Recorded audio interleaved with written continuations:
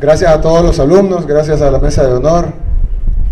El tema de la ponencia es la superación laboral de los jóvenes. Pero si vinieron a oír consejos de cómo hacer un currículum, vinieron al conversatorio equivocado.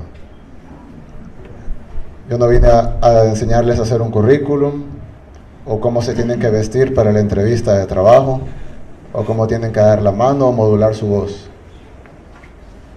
Aquí venimos a hablar de cómo vamos a cambiar las cosas, para todos. ¿Qué es lo que está mal? Porque si queremos arreglar las cosas, algo tiene que estar mal, algo tiene que ser arreglado. Entonces, ¿qué es lo que está mal? Primero hay que saber qué es eso. ¿Qué está mal? ¿Cuál es la causa del problema? Porque si les pregunto los problemas, todos los entienden. Los problemas son la pobreza, el desempleo, la falta de oportunidades. Todos han de entender los problemas, todos los entendemos. La delincuencia. Pero, ¿cuál es la causa de ese problema? ¿Qué es lo que hace que esos problemas existan? Entonces, alguien como buena persona de izquierda pudiera decir la oligarquía. La oligarquía es la culpable, porque ellos vinieron en barcos hace 500 años, se apropiaron de las cosas y esclavizaron a la gente. Es verdad. Es verdad, el que diga que es mentira, miente. Pero esa ya no es la causa de los problemas. La oligarquía ya no tiene todo el poder. No tienen el gobierno, tenemos elecciones libres, es decir, ellos no tienen todo el poder. Para poder seguir mandando, nosotros tenemos que permitírselos. Entonces el problema no es la oligarquía en sí. Alguien pudiera decir, bueno, si no es la oligarquía, entonces el problema es el gobierno. Si este gobierno no ha hecho nada. Y puede ser verdad. Pero los gobiernos los ponemos nosotros. Los gobiernos dependen del país. Los gobiernos funcionan dentro de un sistema. Entonces no puede ser solo el gobierno el problema. Entonces alguien puede decir, bueno, el problema entonces es la educación. El problema es que los salvadoreños no estamos lo suficientemente educados para elegir buenos líderes. Y esos líderes nos van a llevar a un mejor futuro. Necesitamos educación. Y es cierto, necesitamos educación. Pero ¿por qué no la demandamos? Porque si tenemos elecciones libres, no son perfectas, pero son libres. Prueba está en que el 2009 Arena entregó el poder, y prueba está en el que el 2012 el FMLN, que estaba en el poder del Ejecutivo, entregó la mayor cantidad de alcaldías importantes del país. Entonces, tenemos elecciones, nosotros votamos, somos más fuertes que cualquier oligarquía o cualquier gobierno. Entonces, ¿por qué no cambiamos la educación?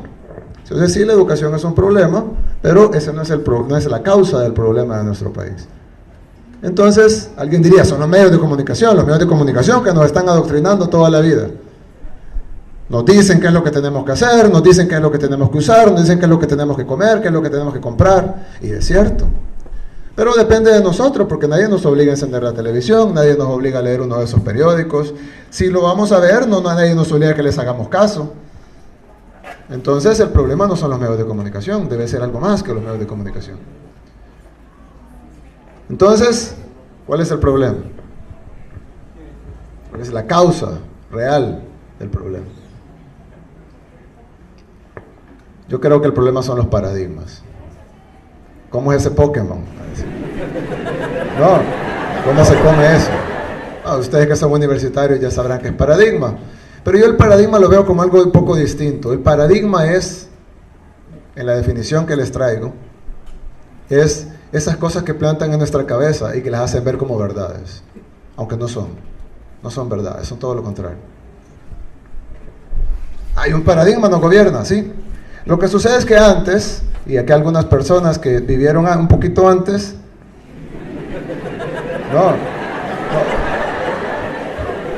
una persona que vivieron antes nos puede decir que antes que yo les hablara de la oligarquía, salgo y desaparezco. ¿Sí? Salgo de aquí y desaparezco. Ahora podemos hablar. Es decir, ya no viene la guardia a traernos y hablamos. Ya no nos borran los votos en las urnas. Entonces, ¿cómo pueden seguir gobernándonos si ya no tienen el poder? Ya no tienen el poder, ya no tienen las armas, ya no tienen todo lo que tenían antes. ¿Cómo pueden seguir gobernándonos? Entonces inventaron una serie de paradigmas, las plantaron en nuestras cabezas, y ahora nosotros respondemos a esos paradigmas inmediatamente, instintivamente. Un paradigma, un ejemplo de paradigma. La política es mala. Bueno, aquí ya lo dijo. Bueno, se fue, pero aquí ya lo dijo. La política es mala. Entonces no se metan en ella. Como dijo un famoso político, jóvenes, no se metan en política, es mala, déjenmela a mí. Entonces lo que tenemos es un paradigma. La política es mala, por lo tanto ustedes no se metan. Bueno, ¿qué tal si cambiamos la política? ¿Qué tal si los jóvenes entran en política y en lugar de que sea política sea algo malo, lo convertimos en algo bueno? Ese debería ser el paradigma, no este. Este no es tan grave. La gente es pobre porque es perezosa. Yo lo he escuchado.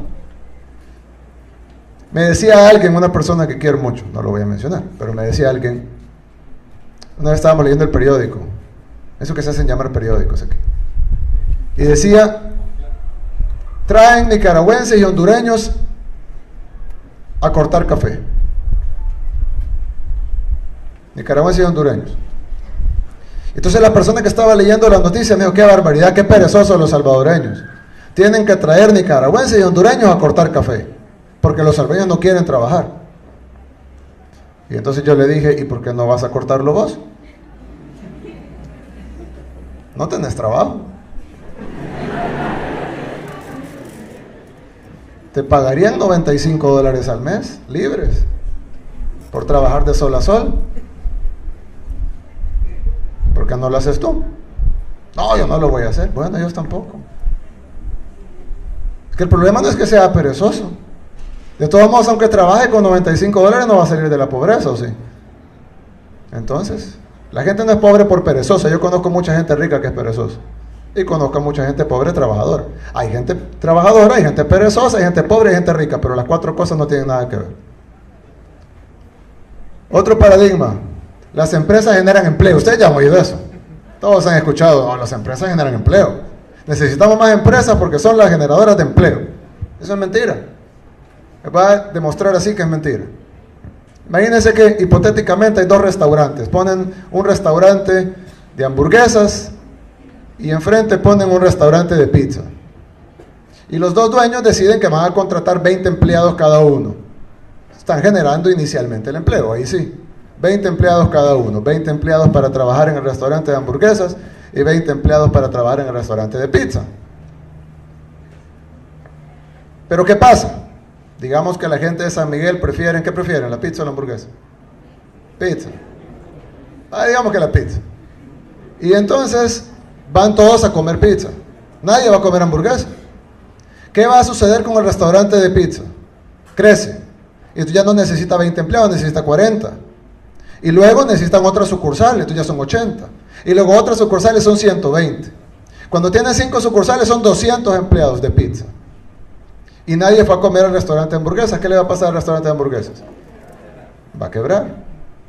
¿Y entonces cuántos empleados va a generar? 0. ¿Por qué? Los dos eran empresarios, los dos querían trabajar, los dos querían poner un negocio, los dos tuvieron más o menos la misma idea. ¿Por qué uno genera 200 empleos y el otro 0? Si las empresas generan empleo, los dos deberían de generar 100 empleos cada uno. ¿Por qué uno genera 200 y el otro 0? Porque el que generó los empleos no fueron ellos, fueron los consumidores. Fueron los que decidieron ir a comer pizza, en lugar de ir a comer hamburguesas. Ahí queda demostrado que los 200 empleos, probablemente los 20 empleos iniciales sí los generó el empresario. Pero los 200 empleos que continuaron, que se quedaron al final, lo crearon los consumidores. Y los 20 empleos que se perdieron al restaurante de hamburguesas, los mataron los consumidores. Entonces las empresas no generan empleo, las generan los consumidores. Es bien fácil de explicar. Sin embargo, vemos los periódicos, escuchamos a los tanques de pensamiento, a los analistas. No, las empresas generan empleo. Y nadie lo contradice, porque es un paradigma. Lo tomamos como una realidad, aunque no es real. Necesitamos incentivos fiscales.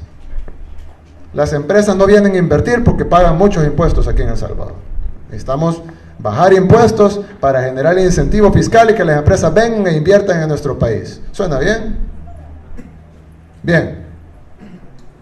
La contradicción es que los países con impuestos más altos en el mundo son los de más alta inversión extranjera.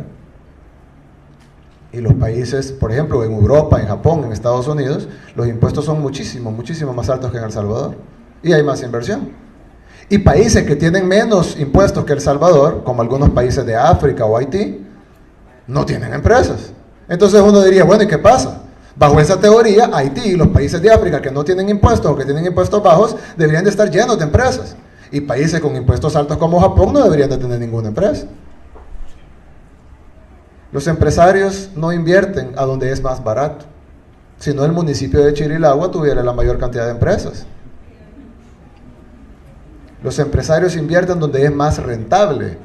Por eso es que San Salvador, el municipio con impuestos más altos del país, es el que tiene más inversión. Porque es más rentable invertir en San Salvador que invertir en Chirilagua. Entonces la realidad es que no tenemos que ser los más baratos. Además siempre va a haber alguien que nos va a ganar en barato. Siempre va a haber una maquila en Bangladesh que esté dispuesta a hacer más barato las cosas que nosotros. La clave es ser competitivo, pero para ser competitivo debemos de ser rentable. Debemos tener una población educada y un consumidor fuerte para que haya gente para trabajar en las empresas y haya consumidores que compren los productos. Entonces no es cierto que necesitamos incentivos fiscales. Ya he escuchado el despilfarro. Dicen, es que nuestro gobierno despilfarra el dinero. Miren, el presupuesto de la Universidad de Harvard, una universidad, es igual al de todo El Salvador. Igualito. Lo que ellos gastan en una universidad, aquí que estamos en la Universidad de El Salvador, lo que Harvard gasta en una universidad incluye todo el gobierno de El Salvador,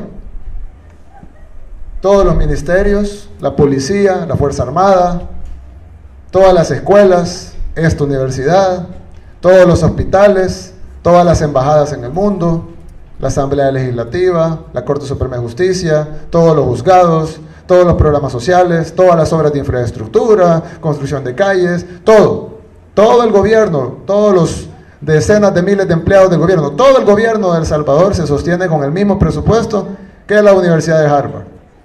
Entonces, si algo necesita nuestro país es más despilfarro.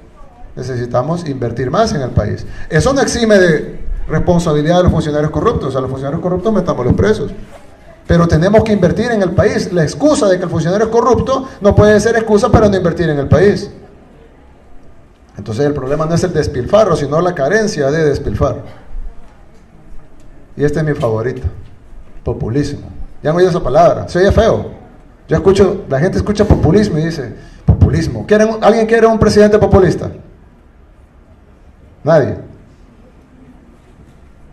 ¿Nadie? Bueno, yo sí. Yo les quiero pedir, después, cuando salgan de aquí, que agarren un diccionario y que busquen la definición de la palabra populismo.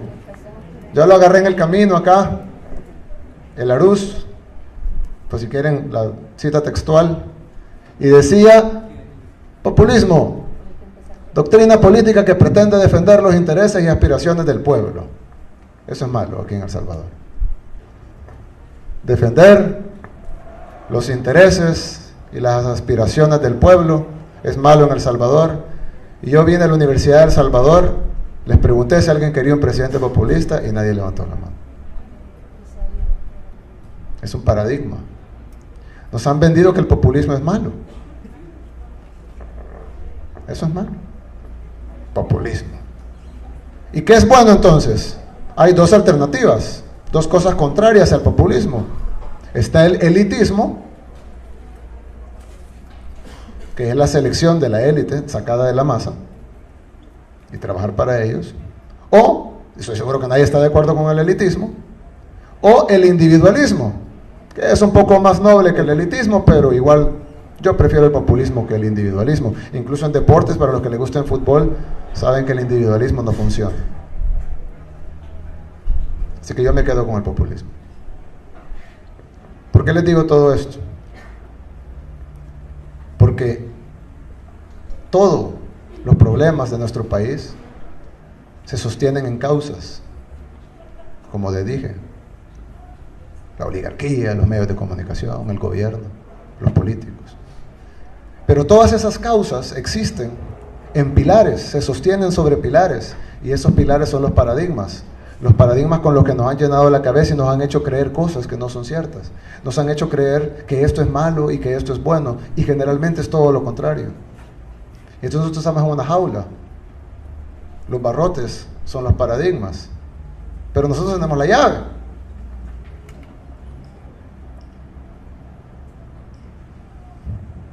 Romper los paradigmas.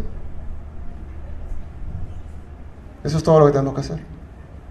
Quitémonos los paradigmas de la cabeza.